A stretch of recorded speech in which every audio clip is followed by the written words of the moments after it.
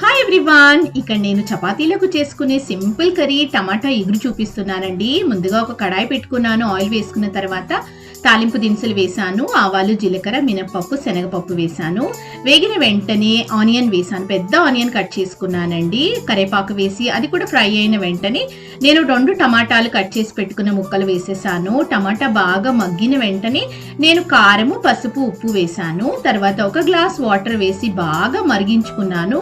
కూర చాలా దగ్గర పడాలండి. కూర పల్చగా ఉంటే బాగుండదు. ఇగురు కాబట్టి దగ్గరగా ఉంటేనే బాగుంటుంది. చపాతీలోకి చాలా మంచి కాంబినేషన్ ఇది. మీరు ఎవరైనా ట్రై చేయకపోతే ట్రై చేయండి. నేను పక్కన చపాతీలు కూడా చేశాను.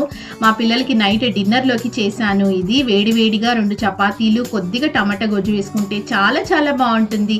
మీరు ఎవరైనా ట్రై చేయకపోతే ట్రై చేయండి. వీడియో నచ్చితే లైక్ చేయండి. Thank you for watching. Bye bye.